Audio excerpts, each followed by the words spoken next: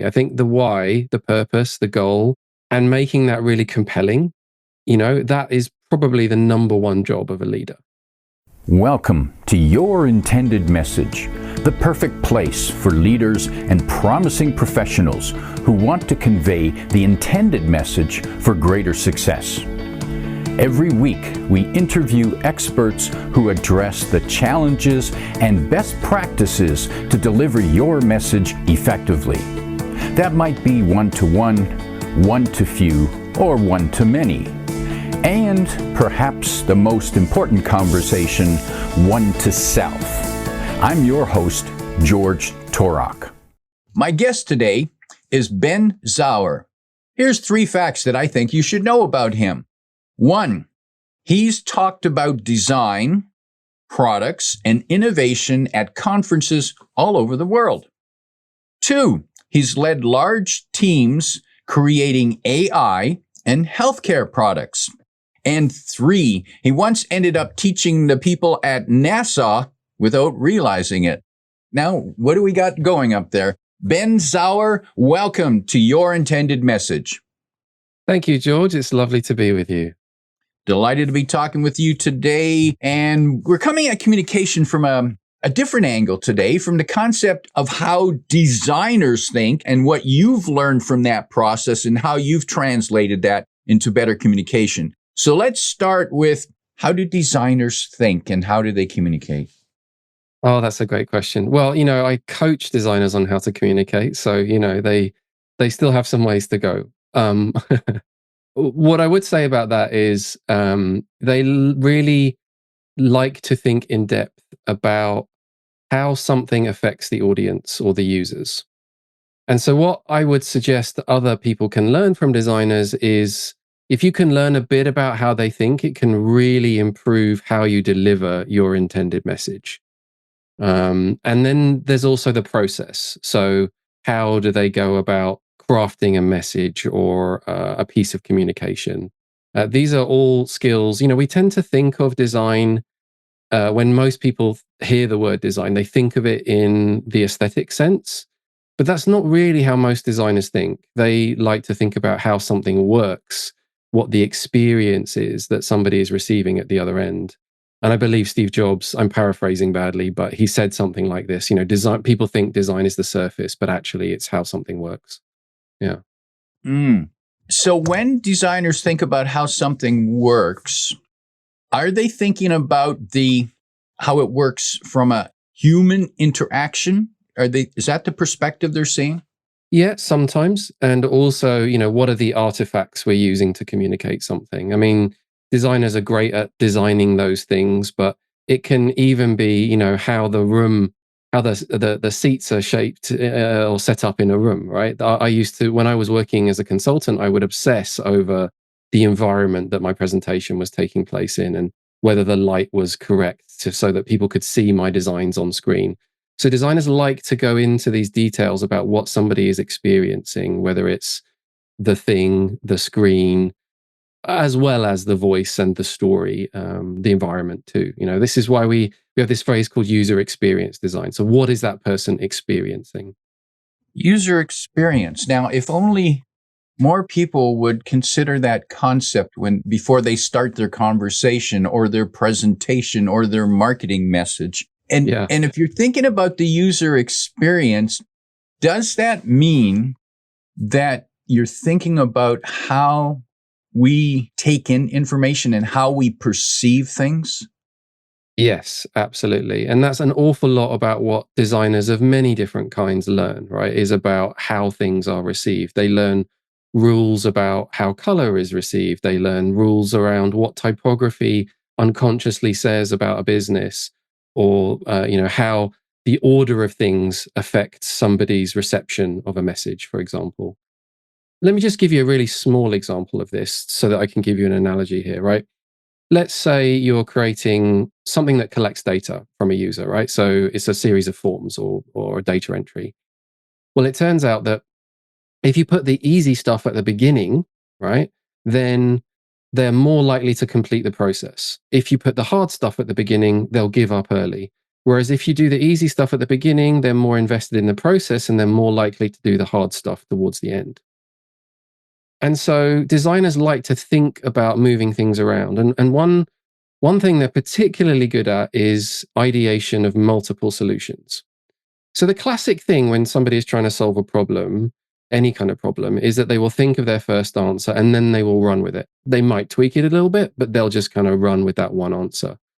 But designers like to think, in divergent terms. So they'll think of 5 different solutions and then start trading them off against each other. That's a really common way for a designer to think. So, how many different ways can you write your headline or your opening statement, right? Like going through the deliberate practice of trying it many, many different ways, because in that variety, you find something better. And which is probably counter to how many people think when many people think, I got the idea. I got it. It's the right idea and it's the only one. And they get stuck there. Yeah, exactly. Yeah. Instead of thinking, well, okay, that's a good start. What other ways could we do this? How can I flip this around? Yeah, not only how many different ways can I think about it, but also how can I test the validity of these ideas? So I have spent, I don't know how many hours just watching people use my designs. And it's a very humbling process, right? It's very, very difficult to watch something you think is correct and then watching people fail to use it, right? And the same goes for my presentations, right? It's always a process of iterating the message and thinking, my goodness, how can I improve on that in small ways or large ways, right? Continually thinking about that process of iteration and improvement. And so whether you're designing a product or a message or a form or a process, when you are the one who designs it, you know where it's going and you know what you want people to do. But the audience, the market, when they approach that, this is brand new to them. They don't know and they're confused and they don't know what you want them to do. So they will do what is probably easiest for them. Yeah, quite often. I think there's effectively an empathy gap. That's what you're talking about, right? Which is how does somebody with an idea about what should happen, i.e., a designer or somebody crafting a message, actually connect with the state of mind of the person who's going to receive it or use it? And that's really, really hard when you've got your brain kind of stuck in the thing, right? You think you know it all, you've got the words, you think it's effective, you're going to do great things for the person at the other end. But actually, there's this huge chasm of context and shared knowledge, and it's really, really difficult to overcome that. And it requires a quite careful mindset to kind of switch and go, okay, I'm not going to think like me now. I'm going to think from the point of view of somebody who doesn't know who I am. Let's say I'm giving a presentation. They don't know who I am. They're not entirely sure why they're there, as you say, right? They might be going to 10 meetings that day. And, I think my thing is really important, but actually it's just one of many things on their list. So going through that kind of process really helps you to kind of refine and deliver a quality message or product. And Ben, when you worked with designers and when you helped them, when you taught them how to deliver a message, what process did you take them through? And at what point did they go, aha, I got it? Well, yeah, I mean, I think one thing to say about that is that designers are often very tactile.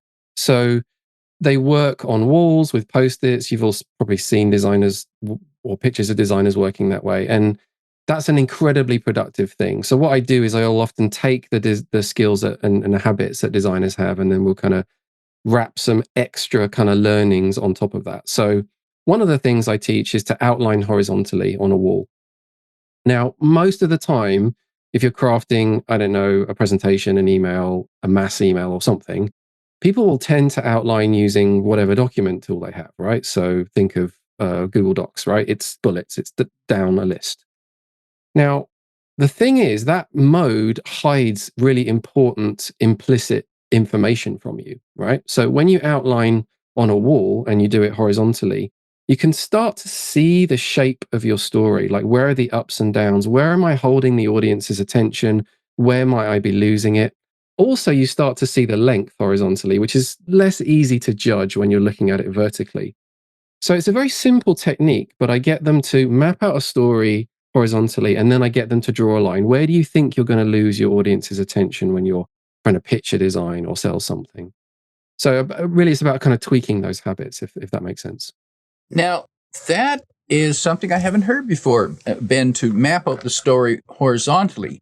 It's Mm. funny, I often map out my story, my present on a flip chart, and I've used Mhm. a whiteboard, but I typically start at the top and move it down. And you're suggesting, okay, let's go left to right as a, Yes.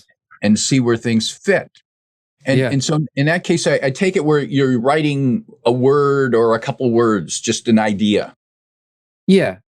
So we're outlining using post-its, right? So the beats of our story, the parts of our story are on post-its. The second advantage there is that we can move them around if they're on sticky notes, right?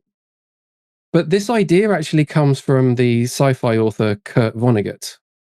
One of his, I think it was his PhD, was around the universal shape of stories, and he worked out that there were kind of, I think, maybe 7 or 8 universal shapes of stories. Right, the hero starts somewhere in the middle, and then there's a great tragedy, and then they have to work their way back. Right, and he drew these lines to kind of show the shape of a story. Now, I actually don't teach these kind of story patterns to designers, but what I do get them to do is to figure out where they might be losing somebody's attention and what those ups and downs are. Because I think it's really, really important. It makes you much more aware and critical of your own message when you do that. So when you're looking at these post-it notes on the wall, you're now asking yourself, what's catching attention? What looks boring? What looks confusing? And is the sequence make sense? Absolutely. Yeah. I mean, storytelling professionals like screenwriters, they obsess over structure. And again, I don't actually teach designers that stuff in too much depth. But again, that simple process of reviewing and iterating your structure is extremely valuable. Mm. Now, let's move beyond the designers you're teaching.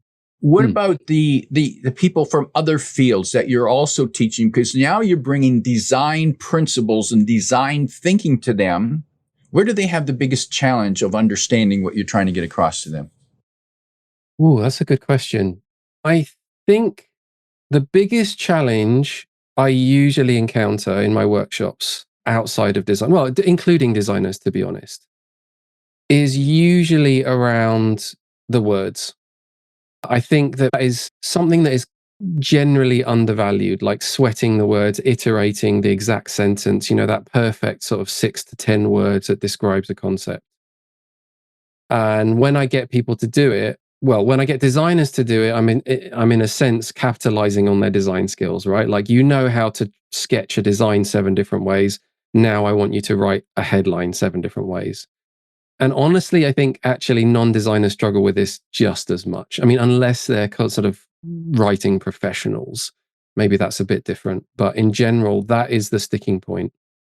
And in my book, Death by Screens, which is right here, How to Present High Stakes Digital Design Work and Live to Tell the Tale, I actually teach people to go through the process of transcribing yourself. So I think listening to yourself is a really hard thing to do, right? It's not fun. I mean, it can improve your public speaking, but I don't think anybody really enjoys doing it. So instead, what I recommend people do is transcribe yourself talking openly about a topic or having somebody ask you questions about it. Just do it really casually. And then from there, you can extract the words you want to use because it kind of gets over if you like, the blank sheet of paper problem, right? Most people struggle to come up with a fresh set of words. I mean, even seasoned writers like me, they struggle with that blank page. So I said, well, if you just talk about it first, get a transcription. The AI-based transcription tools are very smart these days, and then use that as the basis of what you want to say. I think that's the best starting point for a lot of people who are not familiar with that process. So just talk, just start talking and capture it, and then review the transcript. Yeah, I mean, this is actually fairly common in the book authoring world when you're dealing with people who don't write habitually. So if you have a celebrity or somebody of note, the typical way that the ghostwriter will approach writing their biography is to interview them. is to go through the process of doing hours and hours and hours of storytelling and then editing that as though it is the person writing the words. And it's just a kind of a small way in which we can replicate that process can help a lot of people. Mm. And you mentioned the book briefly. Let's just tell people what would they who's the book for and what would they get from that? Yeah, so the book Death by Screens: How to Present High Stakes Digital Design Work and Live to Tell the Tale is written for mostly for early career designers who have struggled to stand up and talk about their work, for example, with bosses or stakeholders. And this is a problem because a lot of designers are quite introverted.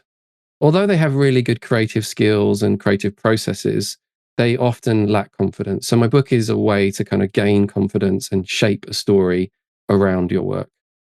And it really is just about that, telling a good story about your work. Because what happens is design doesn't really speak for itself. You know, we think we would look at a design and look at it and go, this is beautiful, it's wonderful, it solves the problem. But that's actually not what happens. Most design needs a sell, a pitch. It needs explanation. It needs shared understanding. And designers have often not been trained how to do that, which is why I teach them the skills that I do. Okay. And for those interested in the book, you can find that link in the description below. Ben, when we think of design, for me anyways, the first thing that comes to mind is I think of aesthetics and Mm, appearance and how it looks. I don't think about how it sounds or what the words are. So I mm, imagine that many people get fooled by the word design, as you pointed out, to ignore the words. When we're putting a presentation together, where do you start with the design? Because there's different parts to a presentation. There are words, there's mm. tone, there visual, there's text. Where do you start and how do you make it all fit together? How can the design stitch it all together? Yeah. Well, one thing that your listeners should know is that I crafted Death by Screens, the book, to be equally applicable to non designers. Although it is designed as a niche item for designers, there are lots of really rich lessons in my book for non designers. And the starting point is really the audience, understanding who you're talking to. What are their priorities? How much time do they have? What context are they in? What do they know already? What don't they know about what you're going to tell them? And in fact, I get in the book, I recommend you make a little table, just to draw a little table. Who is it? What are their priorities? What are their sticking points? What do they care about? And just, I mean, it can take literally 15 minutes, right? It doesn't necessarily even take very long just to empathize with your audience for a moment and make a list of what it is that, you know, those people have on their minds. And then I mostly go into the process of structure. So I don't really go into like when, you know, as you said, right, you think of the aesthetics of a presentation, you know, Keynote or PowerPoint. That really comes later. It really does. It comes quite late in the process. You might be surprised that a designer does this. But actually, what I really care about is the structure and the strength of the message first. Because actually, all that other stuff doesn't matter if you don't get those core items correct. You can make it really beautiful, but empty of a message, right? And there's no point doing that. Mm. And Ben, I was reading on your website, I was reading on your blog about how you learned that how people perceive things differently around the world. And in particular, you were in Japan and you were there to help them with their presentations. But in fact, you actually learned that they look at things differently. Tell us what you found. Yeah, absolutely. Well, I'm sure some of your listeners will have heard the lesson, you know, only use a small number of words per slide, right, when you're presenting. And that's what I teach. And generally in the West, that tends to work really, really well. Like people understand that core message that you're getting across. And then verbally, you speak the detail, you tell the story, all the other stuff that goes with that message. In Japan, because reading works so differently, you know, vertically in their script, people actually are used to consuming much more dense information. If you look at the cover of a Japanese newspaper, for example, they've become real experts at scanning very dense information and picking out themselves what is most important. In fact, this is true across Asia, not just Japan. And so, one of the things I learned when I was there, you know, I got a real kind of course correction on on what I teach, is that it's not particularly expected or useful in Japan to only show, let's say, 6 to 10 words on a slide, because the expectation from people's colleagues or the clients that they're pitching to or whoever it is that you will provide them with lots and lots of information on screen, and then they will do the job of picking out what's important while they are listening to you, which is almost the opposite approach, to what we do in the West, right? We want people to focus, we want them to listen to us. And so we design accordingly. Well, in Japan, it has to function very, very differently. And I learned some fascinating things while I was there. One of the things I learned was that apparently it's not particularly rude to fall asleep in the audience during a presentation. And and this is because, again, I can't speak to just how true this is, but one of the things they told me was that generally, if somebody is fallen asleep, it means that they are completely happy with your message. They're happy for you to continue. They don't have anything to challenge or question. All is good. That certainly is would take getting used to. Yeah.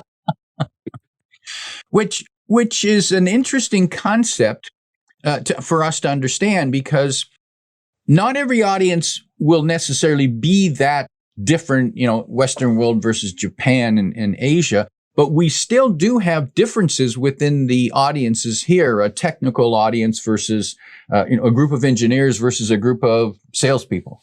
Yeah, absolutely. And again, that's why I teach designers to think from the very start of their process, map out who your audience is for this message and what their priorities are. That tells you a lot about how much detail you need to go into about certain things, tells you a lot about which particular parts of the story they're going to care about, because that might not be the same as the things you care about.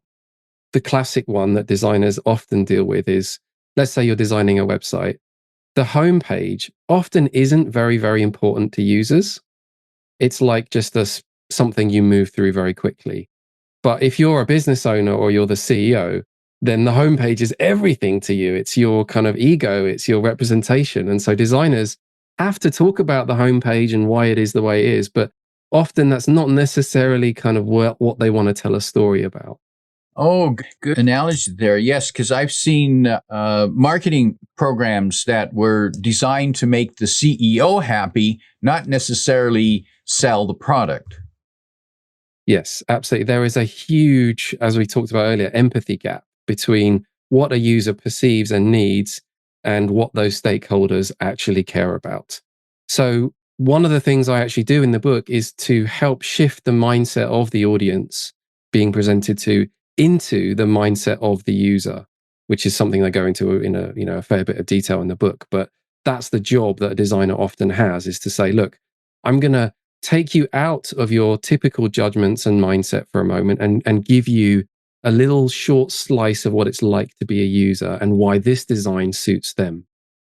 So the presenter helps the receiver, the audience, also transfer their understanding of the user's experience. It's not their experience. Yeah, absolutely. Because the way something is being judged is completely different between those two groups. Those things that you think people understand, like jargon. Jargon is a really common one, right? That everybody inside the company understands the jargon, but actually outside of the company, nobody understands the jargon. So a designer will then have to explain why we're not using certain words on the design. That's another classic one. Ben, as we prepare to wrap up, if you could sit down with a business leader, a team leader who needs help to communicate more effectively with their team, they're new in the job and they need to make a connection, but they also need to clarify that they are the leader. If you could give them 1, 2, or 3 pieces of advice to help them communicate with their team on an everyday basis more effectively, what would that be? That's a great question and a good challenge. I think I would ask them to continually write clearly around goals and purpose. I think that's the thing that really inspires people. Why are we doing this? So not just what are you asking me to do or what's happening next, but why. I think the why, the purpose, the goal, and making that really compelling, that is probably the number one job of a leader. So really practice, write that mission, write that why, that goal that you're asking people to work towards, write it 10 different ways, 10, 20, 50 different ways, and practice getting really, really good at expressing purpose and why something is happening. So that's the first one. The second one would be to collect what I call attention grabbers. So this is something I talk about in the book. We all consume stories about work and innovation and how things could be better all the time, podcasts right now, magazines, books, whatever it is. But what we don't do is think, how could that help me explain something in future? And so what I do is actually keep a spreadsheet of useful stories that I've heard throughout my career. And whenever I realize there's a thematic connection between something I'm trying to achieve today and that story I heard years ago, I will tell that story to people as an introduction to a subject. And I recommend to collect attention grabbers. Every time you hear a story that's really compelling, that helps you explain something, just write it down and it'll help you remember it for future reference. Because often things are not best explained directly, right? Telling a story about a theme or about something, drawing connections for people, analogies, is probably often the most useful way to introduce them to a subject. I think finally, what we talked about earlier, which is to practice outlining horizontally, get used to figuring out what the shape of your story is.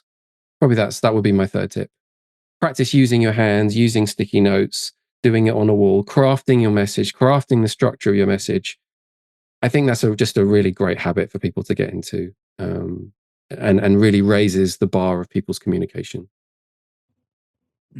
Valuable tips, insightful tips there. My guest today is Ben Sauer, reminding you to map out the story horizontally. If you like what you heard, tell your friends and post your 5-star review on Apple Podcasts, because that helps more listeners find us. Come back every week for more practical insights to help you deliver your intended message. I'm your host, George Torok.